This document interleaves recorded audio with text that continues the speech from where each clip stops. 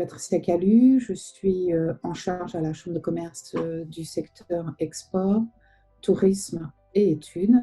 Et donc, nous avons présenté hier soir la restitution de l'étude sur la structuration de la filière images et audiovisuel que nous avons réalisée en partenariat avec l'ODEG, l'Agence de l'urbanisme et de développement de la Guyane.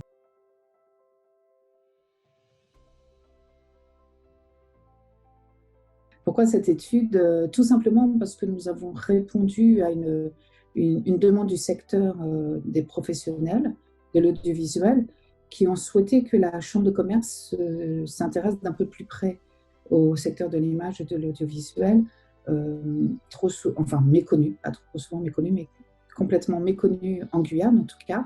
Et donc du coup, nous avons décidé d'en savoir un peu plus sur ce secteur, qui en étaient les acteurs, et quel genre d'activité cela représentait.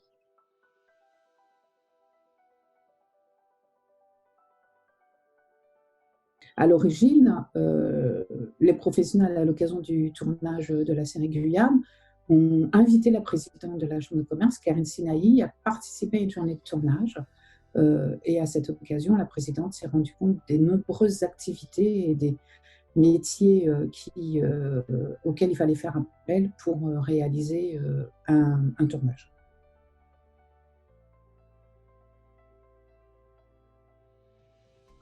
Alors, les difficultés que nous avons pu rencontrer, l'étude s'est déroulée sur la mi-année 2018 et l'année 2019. Les premiers freins que nous avons eus, c'était d'identifier les acteurs, d'avoir leurs coordonnées.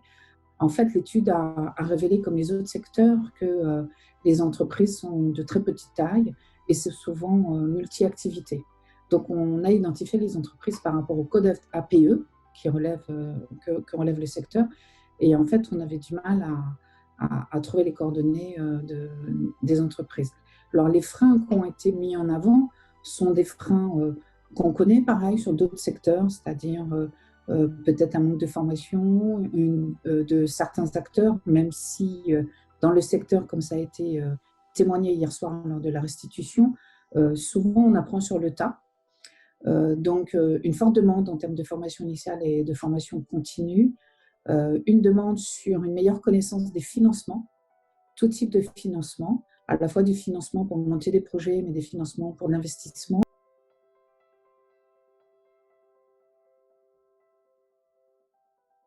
Ce que nous avons vu, c'est qu'effectivement, tout seul, nous ne pouvons rien faire. Nous devons avancer en coordination avec les uns et les autres. Donc, l'enjeu de cette étude, nous, en tant que chambre consulaire, en tout cas, est d'accompagner la structuration de la filière avec un objectif final que je crois tout institutionnel a en Guyane, c'est de pérenniser des entreprises, créer des entreprises ou pérenniser des entreprises qui existent déjà et de créer de l'emploi.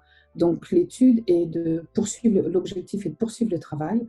Ce qui peut être proposé par exemple par la Chambre de commerce, c'est d'accompagner la création d'une interprofession du secteur. Aujourd'hui, nous savons qu'il y avait des associations, mais les associations, c'est du bénévolat et les membres de ces associations préféreraient se consacrer à leur art, au 7e art, entre guillemets, et que d'autres structures prennent le relais pour la recherche de financement, le montage de projets, la mise en réseau, porter la Guyane à l'extérieur pour qu'on ait des tournages qui viennent en Guyane. Donc en fait, on s'est rendu compte que le secteur impactait en fait d'autres secteurs comme le tourisme, impacte aussi le secteur de la restauration, de l'hôtellerie. Et là, on a le FIFAC, donc on est vraiment très fiers de pouvoir avoir eu l'occasion de restituer cette étude au démarrage de ce festival. Et nous sommes d'ailleurs partenaires du FIFAC, qui prouve bien que le démarrage de l'étude a permis aussi à la Chambre de commerce, qui n'est pas une structure qui va accompagner la culture, mais qui maintenant, et c'est le terme qu'on utilise, accompagne les industries culturelles et créatives parce qu'elles sont génératrices d'emplois.